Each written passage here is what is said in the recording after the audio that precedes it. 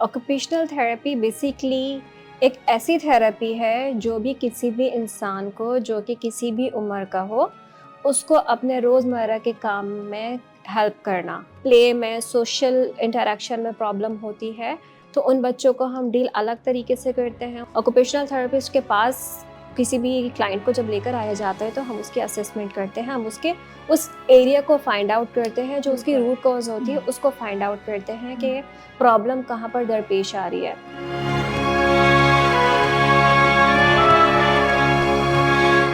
आज का mental health podcast में हमारा टॉपिक है ऑक्यूपेशनल थेरेपी पे। एंड आप एक ऑक्यूपेशनल थेरेपिस्ट हैं at transformation society. Can you define us, हाँ, आप क्या हमें समझा सकती हैं कि ऑक्यूपेशनल थेरेपी क्या है, किन लोगों के लिए है? अच्छा, ऑक्यूपेशनल थेरेपी बेसिकली एक ऐसी थेरेपी है जो भी किसी भी इंसान को जो कि किसी भी उम्र का हो, उसको अपने रोज़मर्रा के काम में हेल्प करना। कि वो अपने जो भी काम हैं उसके, चाहे वो बच्चा हो, चाहे वो बड़ा हो, चाहे वो बुज़ुर्ग हो, वो अपने काम खुद से कर सके और उसको किसी की मदद की ज़रूरत ना हो। ऑक्यूपेशनल थेरेपिस्ट का बेसिकली काम यही है कि उसको रोज़मर्रा की रूटीन में उसकी हेल्प करे। अगर बच्चा है तो बच्चे को बहुत सारे अलग-अलग जगहों पे मुश्किलात पेश आती हैं।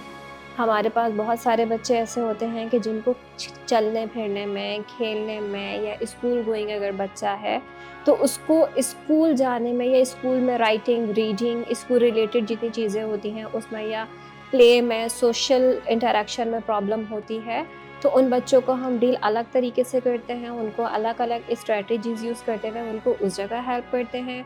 अगर हम अडल्ट की बात करें तो अडल्ट जो है वो कोई भी क्रोनिक इलनेस की वजह से उनके अंदर कोई प्रॉब्लम आ गई है या किसी बीमारी की वजह से आ गई है या किसी एक्सीडेंट की वजह से आ गई है कि वो अपने जो पहले जो काम कर सकते थे वो अब करना उनके लिए बहुत ज़्यादा प्रॉब्लमेटिक हो रहा है और वो कर नहीं पा रहे हैं।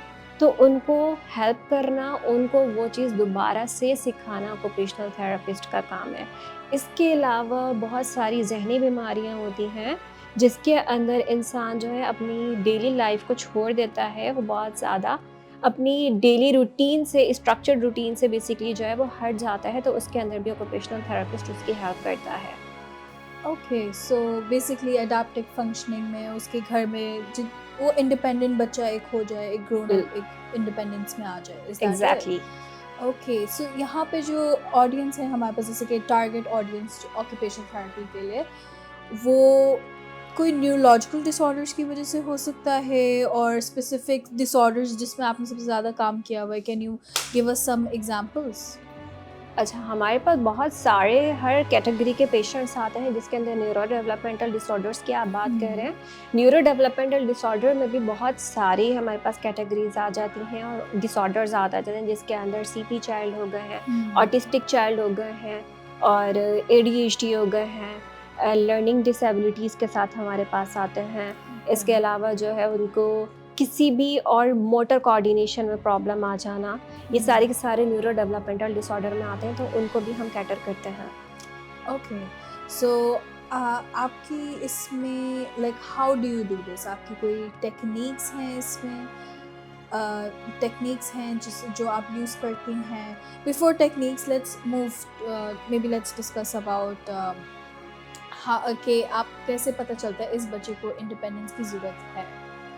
अच्छा, इंडिपेंडेंस की ज़रूरत कब है, ये चीज़ हमें फाइंड आउट करनी है कि बच्चे के अंदर या बड़े के अंदर कहाँ प्रॉब्लम आ रही है जिसकी वजह से उसको ऑक्यूपेशनल थेरेपिस्ट की ज़रूरत है। ऑक्यूपेशनल थेरेपिस्ट के पास किसी भी क्लाइंट को जब लेकर आया जाता है तो हम उसकी असेसमेंट करते हैं, हम उसके उस एरिया को फाइंड आउट करते हैं, जो उसकी रूट कॉज़ होती है उसको फाइंड आउट करते हैं कि प्रॉब्लम कहाँ पर दरपेश आ रही है।